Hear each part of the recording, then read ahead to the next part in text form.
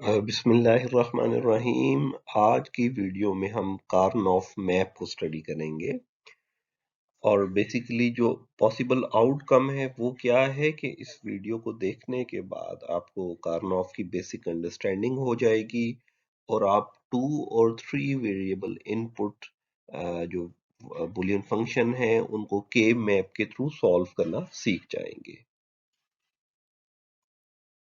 तो Karnaugh method या के मैप मेथड की सिग्निफिकेंस के लिए हमें जो बूलियन फंक्शन है उसका कॉन्सेप्ट रिवाइज करने की जरूरत है। कोई भी जो बूलियन फंक्शन होता है उसको हम रिप्रेजेंट करते हैं with the help of truth table और उस ट्रुथ टेबल के जरिए हम फिर क्या करते हैं, एक मैथमेटिकल एक्सप्रेशन लिखते हैं, standard sum of min term और standard product of max term के एक्सप्रेशन जो हैं हम फाइंड आउट करते हैं।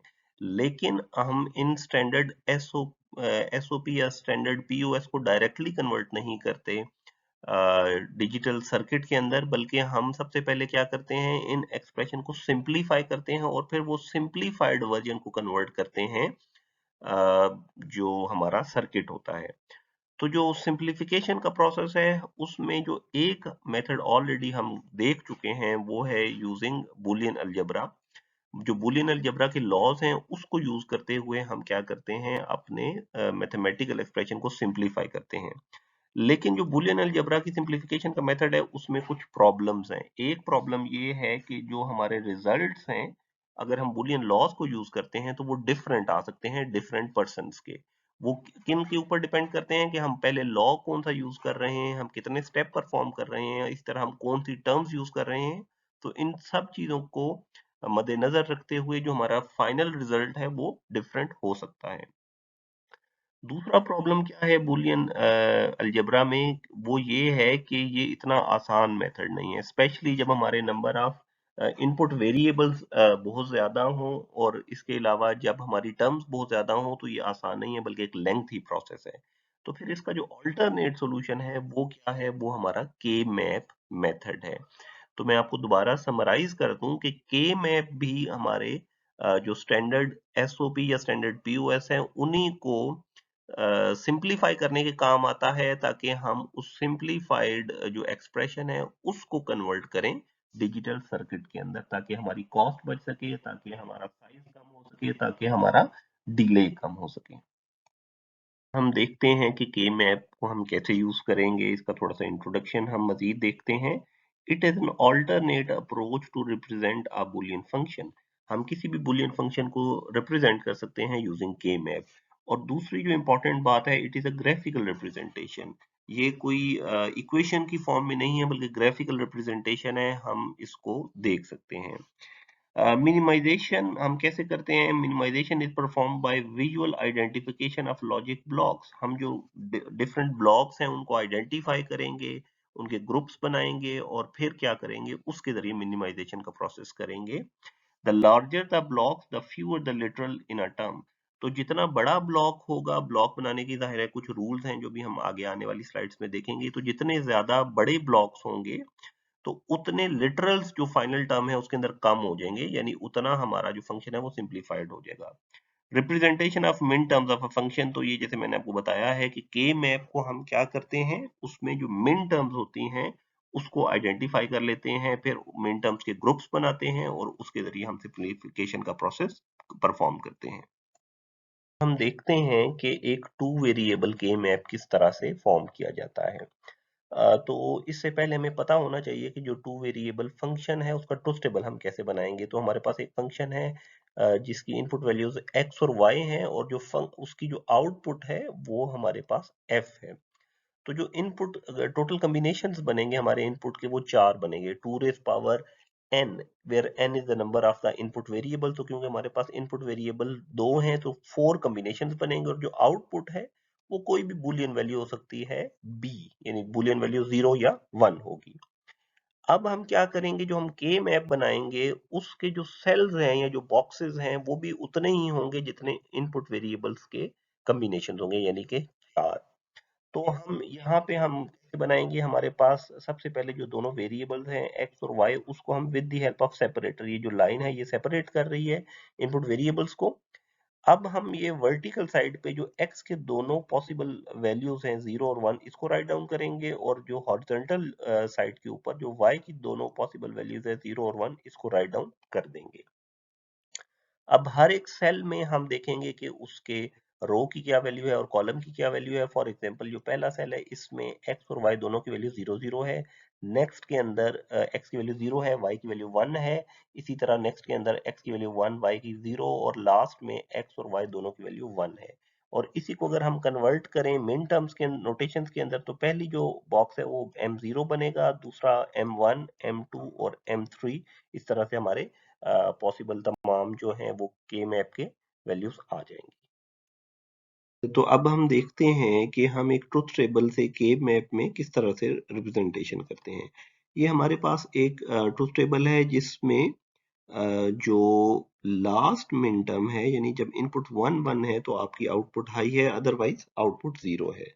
तो हम क्या करते हैं, मिन टर्म्स का जो बॉक्स जहाँ पे आउटपुट हाई है 1 है, वहां पे हम 1 प्लेस कर देते हैं, और 0 हम आमतौर पे शो नहीं करते। 0 आर नॉट टिपिकली शोन, और we put 1 when function is 1।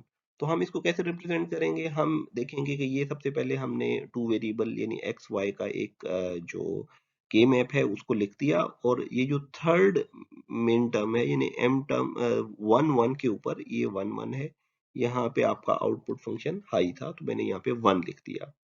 तो अब हम इसको फंक्शन में कैसे कन्वर्ट करेंगे, यहाँ पे x की वैल्यू क्या है, 1 है, y की वैल्यू भी 1 है, तो जो हमारा फंक्शन होगा वो क्या हो जाएगा, वो हो जाएगा x y। तो हम अब इसको मजीद जो है ना कुछ फंक्शंस देखते हैं और उससे देखते हैं कि किस तरह से इसको हम सिंप्लीफाई करते हैं। एक और एग्जांपल हम देखते हैं कि किस तरह से हम के मैप के अंदर मिन टर्म्स की वैल्यूज को सेट करते हैं या पुट करते हैं। तो यहाँ पे एक फंक्शन है हमारे पास, टू वेरिएबल एक्स और वाई दो इनपुट्स हैं, और जो तीन हमारी मिन टर्म्स हैं उनके ऊपर आपकी वैल्यू 1 है, और जो पहली मिन टर्म है यानी 0 0 उसके ऊपर आपकी वैल्यू 0 है। अगर हम गौर से देखें तो एक और गेट का फंक्शन है। तो हम क्या करेंगे, सबसे पहले के मैप जो है वो ड्रॉ करेंगे, और जो मेन टर्म्स जहाँ पे आपकी वैल्यू हाई है वहां पे हम 1 लिख देंगे, और जहाँ पे 0 है उसको हम राइट डाउन नहीं करेंगे। इसके बाद हम इसको सॉल्व करेंगे और फंक्शन की वैल्यू हमारी आ जाएगी x प्लस वाई। सॉल्व किस तरह करेंगे हम के मैप को, ये हम नेक्स्ट स्लाइड्स में देखेंगे। यहाँ पे हमने सिर्फ ये मेंशन किया है कि हम जिन मिन टर्म्स के अंदर हमारी आउटपुट की वैल्यू 1 होती है वहां पे हम 1 पुट कर देते हैं, और 0 जहाँ पे होती है वो हम के मैप के अंदर मेंशन नहीं करते। रूल्स फॉर के मैप्स। तो अब हम देखते हैं कि हम कौन से रूल्स यूज करेंगे के मैप्स के for the simplification of Boolean function. तो लास्ट स्लाइड में हमने देखा था कि सबसे पहले जहां पे फंक्शन आपका 1 होता है वहां पे हम के मैप के अंदर 1 पुट कर देते हैं। तो उसके बाद जो नेक्स्ट स्टेप है वो क्या है, we will circle once in the K maps. जितने भी आपके वंस हमने के मैप्स के अंदर पुट किए हैं उनको हम सर्कल करेंगे, और उससे क्या होगा, each circle represent the min term reduction. जितने भी हमने सर्कल्स हम लगा देंगे उतने हमारे रिड्यूस्ड प्रोडक्ट टर्म्स जो है ना वो प्रोड्यूस होंगे, जो हमारे फाइनल सिंप्लीफाइड फंक्शन का पार्ट बन जाएंगे। तो रूल्स क्या है, पहला रूल है every cell contain one must be included at least once। जितने भी हमारे सेल्स हैं जिनके अंदर हमने 1 पुट किया हुआ है वो एटलीस्ट एक दफा सर्कल का पार्ट जरूर बनना चाहिए। ऐसे ना हो कि हम जब सर्कल कंप्लीट कर लें तो उसके बाद भी कुछ वंस रह जाएं, तो ऐसा नहीं होना चाहिए। जितने भी वंस हैं एटलीस्ट वो एक सर्कल का पार्ट जरूर बनना चाहिए। दूसरा रूल क्या है, enclose the largest possible power of two rectangle. हमने क्या करना है कि जो सर्कल्स बनाने हैं वो इस तरह से बनाने हैं कि एक सर्कल के अंदर कितने सेल्स आए, power of two rectangles. Power of two का मतलब है कि वो एटलीस्ट वन उसके अंदर सेल होना चाहिए, या दो हो सकते हैं, चार हो सकते हैं, या आठ हो सकते हैं। अ, यानी ये आप देखें, टू रेज पावर जीरो 1 होता है, टू रेज पावर 1 2 होता है, टू रेज पावर 2 4 होता है, और टू रेज पावर 3 8 होता है। तो हमारे जो सर्कल्स बने वो इसी हिसाब से बनने चाहिए। हम 6 सेल्स का कोई सर्कल नहीं बना सकते या 5 सेल्स का सर्कल नहीं बना सकते, बल्कि हमने क्या करना है 1 2 4 या 8 का ही बनाना है, और इसमें से भी हमने कोशिश करनी है कि मैक्सिमम जितने भी सेल्स आ सकते हैं फॉलोइंग दिस रूल, वो हम उतने सेल्स सर्कल का पार्ट बना दें। और जो आखिरी रूल है कि the ones must be enclosed in the smallest possible number of rectangles. हमने जो सर्कल्स बनाने हैं वो कोशिश करने हैं कि बड़े से बड़ा सर्कल बने। अगर हम बड़े से बड़ा सर्कल बनाएंगे तो टोटल नंबर ऑफ सर्कल्स कम हो जाएंगे, क्योंकि जो टोटल नंबर ऑफ सर्कल्स हैं वो जो आपका सिंप्लीफाइड जो फंक्शन होगा उसकी प्रोडक्ट टर्म्स को रिड्यूस करेंगे। हर एक सर्कल एक प्रोडक्ट टर्म प्रोड्यूस करेगा, और अगर नंबर ऑफ सर्कल्स आपके कम हो जाएंगे तो उसी तरह से आपका जो सिंप्लीफाइड फाइनल आपका फंक्शन होगा उसकी टर्म्स भी कम हो जाएंगी। अब हम देखेंगे कि थ्री वेरिएबल के मैप किस तरह से फॉर्म होता है। तो जैसा मैंने आपको प्रीवियस स्लाइड में बताया कि जो नंबर ऑफ सेल्स हैं किसी भी के मैप पे वो डिपेंड करते हैं इनपुट वेरिएबल्स के ऊपर। तो अब क्योंकि हमारे पास थ्री वेरिएबल्स हैं तो हमारे जो टोटल सेल्स होंगे वो 2 raise power 3 is equal to 8, तो वो 8 जो हैं वो सेल्स होंगे। अब हम क्या करेंगे, थ्री वेरिएबल्स में से एक वेरिएबल को हम सेपरेटर के एक साइड पे रखेंगे और बाकी जो दो सेपरेट जो वेरिएबल्स हैं उसको सेपरेटर के दूसरी साइड के ऊपर रिप्रेजेंट करेंगे। तो जो x है उसकी दोनों पॉसिबल वैल्यूज हैं 0 और 1, उसको हमने यहाँ वर्टिकली रिप्रेजेंट कर दिया। और जो yz के जो पॉसिबल कॉम्बिनेशंस हैं 0 0 0 1 1 1 और जो 1 0 है उसको हमने हॉरिजॉन्टली रिप्रेजेंट कर दिया। ये जो वाई जी के कॉम्बिनेशन हैं इसमें एक चीज इंपॉर्टेंट है कि ये रिप्रेजेंटेशन है ग्रे कोड्स में। ग्रे कोड्स में क्या होता है कि जो एडजेसेंट ब्लॉक होता है, जो एडजेसेंट सेल है, उसके अंदर इन वेरिएबल्स की वैल्यू इस तरह से चेंज होती है कि उनमें जो चेंज हो रही है वो सिर्फ एक बिट हो रही है। इसका क्या मतलब है, 0 1 से अगर आप 0 0 से आप 0 1 पे जा रहे हैं तो सिर्फ एक बिट यानी जो पहली सेकंड बिट है वो चेंज हो रही है। जब 0 1 से आप दूसरी उस पे जा रहे हैं नेक्स्ट ब्लॉक के ऊपर, नेक्स्ट सेल के ऊपर जा रहे हैं तो आपकी पहली बिट चेंज हो रही है। इसी तरह 1 1 से फिर आप 1 0 पे जाते हैं तो आपकी सेकंड बिट चेंज होती है। तो हम इसको ग्रे कोड यूज करते हुए जो भी हमारे मल्टीपल यानी जो वाई जी दो वेरिएबल है ना, इस तरह जितने भी हमारे पास मल्टीपल वेरिएबल्स होंगे हम उसको यूजिंग ग्रे कोड्स रिप्रेजेंट करेंगे। अभी जो हमारे 8 सेल्स बन गए हैं उनमें जो एक्स वाई और जी यानी तीनों वेरिएबल्स की जो वैल्यूज हैं उसके मुताबिक हम मिन टर्म्स को डिफाइन कर देंगे। तो हमारी जो मिन टर्म बनेगी वो बनेगी m0 m1 m3 और फिर m2। ग्रे कोड की वजह से m3 पहले आया, इसी तरह m4 m5 m7 पहले आएगा और फिर m6 आएगा। तो ये हमारा जो थ्री वेरिएबल के मैप है उसकी कंप्लीट रिप्रेजेंटेशन हमने यहाँ शो कर दी है। एक हम एग्जांपल सॉल्व करते हैं थ्री वेरिएबल के मैप की। हमें एक फंक्शन प्रोवाइड किया गया है। फंक्शन क्या है, f is equal to X bar Y bar Z bar plus X bar Y bar Z. तो अगर हम गौर से देखें तो ये जो दो मिन टर्म्स हैं, एक मिन टर्म 0 है और एक मिन टर्म 1 है। अब हमने क्या करना है, अब हमने एनसर्कलिंग करनी है उन मिन टर्म्स की जहां पे 1 गिवन है। तो अब हमारे पास अगर हम देखें तो हमारे पास क्योंकि दो मिन टर्म्स हैं, एडजेसेंट हैं, तो हम क्या करेंगे, ऐसा रेक्टेंगल बनाएंगे कि जो दो इन दोनों को एनसर्कल करे। आपको याद होगा रूल कि आप एक मिन टर्म को जो है वो सर्कल कर सकते हैं, दो को कर सकते हैं, चार को कर सकते हैं या आठ को कर सकते हैं। इनमें से जो कॉम्बिनेशन मैक्सिमम कॉम्बिनेशन हमें मिल जाए हम उनको सर्कल करते हैं। अगर हम इन दो को क्योंकि सर्कल कर सकते हैं तो हम एक को नहीं करेंगे बल्कि दो को ही मैक्सिमम वाली ऑप्शन को चूज करेंगे। अब हमने एनसर्कल कर दिया, इसके बाद जो है हम सिंप्लीफाइड एक्सप्रेशन कैसे लिखेंगे, हम वो वेरिएबल चूज करेंगे जो कि चेंज नहीं हो रहा। अगर आप x की वैल्यू देखें तो वो 0 है और ये दोनों जो हमारे पास मिन टर्म्स हैं उसके लिए ये वैल्यू चेंज नहीं हो रही, तो x की जो 0 वैल्यू है यानी x बार इसमें से चूज हो गया। इसी तरह से जो y की वैल्यू है, ये y है, ये गलती से x लिखा हुआ है, y z है। तो अगर आप y की भी वैल्यू देखें, y 0 0 वो चेंज नहीं हो रही, जबकि z की वैल्यू पहले सेल के लिए 0 है और दूसरे के लिए 1 है। तो जो वैल्यू चेंज नहीं हो रही उसको हम राइट डाउन कर देंगे। तो इस तरह से आप ये जो हमारा फाइनल एक्सप्रेशन आया वो क्या होगा, x बार, क्योंकि x की वैल्यू चेंज नहीं हो रही थी x बार की, वो हमने x बार लिख दिया। और इसी तरह y की जो 0 की वैल्यू वो चेंज नहीं हो रही तो हमने x बार और y बार हमारा सिंप्लीफाइड एक्सप्रेशन आ गया।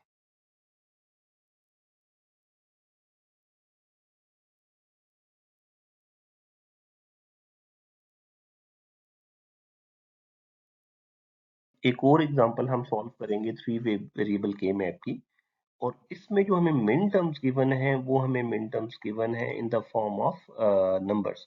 तो आपको मालूम है कि ये standard sum of product form की एक नोटेशन है, यानी हमारी जो सेकंड, थर्ड, फोर्थ और फिफ्थ मिन टर्म्स हाई हैं, इसको हम इस तरह से मैथमेटिकली भी लिख सकते हैं। जो मिन टर्म्स हैं वो हमने मेंशन कर दी।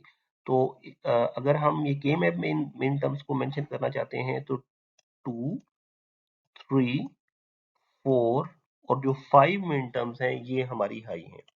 इसको हम इस तरह से भी लिख सकते हैं। अब ये जो हमारी जो मेन टर्म्स हैं, इन जो नेबरिंग मेन टर्म्स हैं, उनको हम क्या कर लिया है, हमने सर्कल कर लिया है।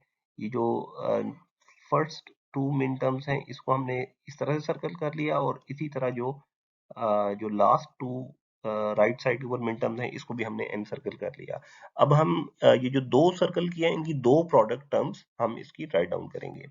अब अगर आप ये जो पहली है इसमें देखें तो x की वैल्यू क्या है, 1 है, और जो yz की वैल्यू है उसमें से y बार की वैल्यू चेंज नहीं हो रही, तो इसका आंसर क्या आ जाएगा, इसका आंसर आ जाएगा x और y बार प्लस हम क्या करेंगे, जो सेकंड है इसमें अगर आप देखें x बार की वैल्यू चेंज नहीं हो रही तो वो आ जाएगा x बार, और जो सेकंड है उसमें अगर आप देखें तो y की वैल्यू चेंज नहीं हो रही, z बार की वैल्यू z की वैल्यू चेंज हो रही है, तो इसका आंसर आ जाएगा x बार y बार। तो हम इसके दो ब्लॉक्स थे, तो हमने इन दो ब्लॉक्स का जो आंसर लिखा है वो क्या लिखा है, x बार y प्लस x y बार। तो इस तरह से हम कोई भी हमारे पास मेन टर्म्स हो हम उसको यही रूल्स यूज करते हुए सॉल्व कर सकते हैं। एक और एग्जांपल हम सॉल्व करते हैं थ्री वेरिएबल के मैप की। इसके अंदर जो मेन टर्म्स हैं वो 3, 4, 6, 7 है। 3, 4, 6 और 7, ये हमारे पास कितनी मिन टर्म्स हो गई, 4 मिन टर्म्स हो गई। तो अब हमने क्या करना है, अब हम अगर आप देखें तो आपको पता चल रहा है कि ये दोनों आपस में नेबरिंग मिन टर्म्स हैं। क्यों नेबरिंग मिन टर्म्स हैं, इसलिए कि इसमें सिर्फ x की वैल्यू चेंज हो रही है, y z की वैल्यू चेंज नहीं हो रही।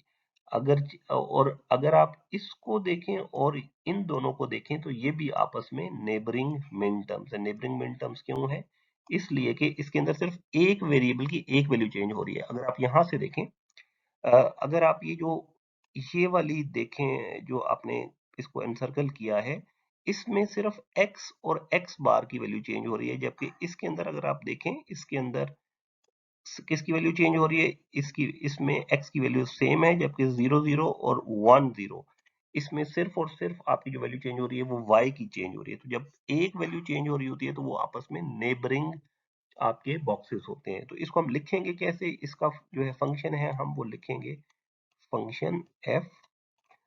सबसे पहले हम ये जो अ, ये हमारा सर्कल है इसको हम राइट डाउन करेंगे। इसमें आप देखें x और x बार दो वैल्यूज हैं वो आपस में कैंसिल हो जाएंगी, और हमारे पास आंसर क्या आ जाएगा, y z।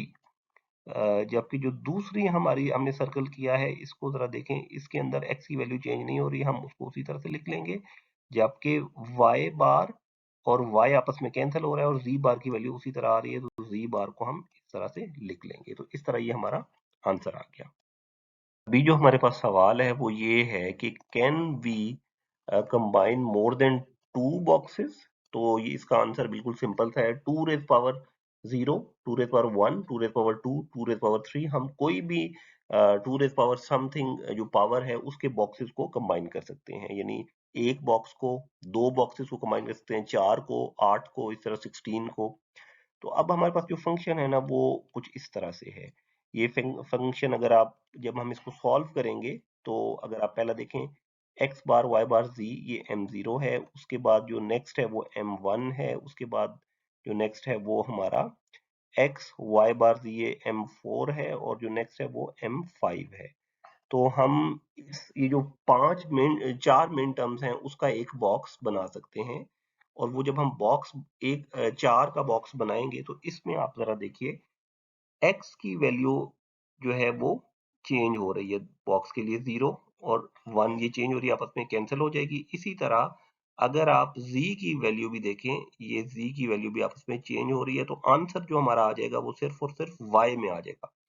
y बार की वैल्यू चेंज नहीं हो रही, तो जो हमारा आंसर आएगा वो क्या होगा, वो हमारा आंसर आ जाएगा y बार। तो इस तरह से जब हमारा बॉक्स बड़ा हुआ तो हमारे लिटरल्स कम हो गए हमारे आंसर में। तो एक सवाल जो यहाँ पे पूछा गया है, कैन ब्लॉक्स ओवरलैप? क्या हम जो मल्टीपल ब्लॉक्स हैं वो ओवरलैप कर सकते हैं?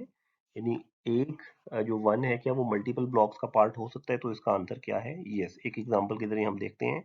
हमारे पास एक फंक्शन है 3 वेरिएबल्स का, और वो फंक्शन के मिन टर्म्स क्या हैं? 1, 2, 3, 5 और 7। तो अब जो पहला हमारा बॉक्स बनेगा, जो हम ग्रुप बनाएंगे, वो इस तरह से बना लेंगे। अब ये जो ये वन है, वैसे ये M2 अलग है, लेकिन हम इसका अलग से ग्रुप नहीं बनाएंगे, बल्कि इसका जो एडजेसेंट बॉक्स है इसके साथ इसको ग्रुप में शामिल कर लेंगे। उसकी वजह से हमें फायदा क्या होगा? उससे फायदा ये होगा कि हमारा जो आंसर है वो मोर सिंप्लीफाइड होगा। तो अब हमने इस तरह से एक जो हमने बॉक्सेस बनाए हैं, जो हमने ब्लॉक्स बनाए हैं, वो ओवरलैपिंग है। अब हम इसको सॉल्व करेंगे तो हमारे पास जो सिंप्लीफाइड वर्जन है वो हमारे पास आ जाएगा c प्लस ए बार b। तो इस तरह से बेशक एक जो बॉक्स एक वन है वो जितने मर्जी पॉसिबल बॉक्सेस का या ब्लॉक्स का पार्ट हो सकता है। अगर हमारा बॉक्स बड़ा हो रहा है ओवरलैपिंग के बावजूद, तो वो कोई इशू नहीं है, हम ओवरलैपिंग ब्लॉक्स के ऊपर काम कर सकते हैं। अब वक्त हुआ है एक क्विज का, और क्विज में आपको एक 3 वेरिएबल फंक्शन गिवन है, और आपने यूजिंग के मैप इसको सॉल्व करना है, और इसका सिंपलेस्ट जो एक्सप्रेशन है उसको फाइंड आउट करना है। इसका आंसर इस वीडियो के पहले कमेंट में गिवन है। आप इसको सॉल्व करें और अपने आंसर को मैच करें कि क्या वो जो कमेंट में आंसर है उसके साथ मैच कर रहा है या नहीं। अब हम आपको मिलेंगे नेक्स्ट वीडियो के अंदर। अल्लाह हाफिज।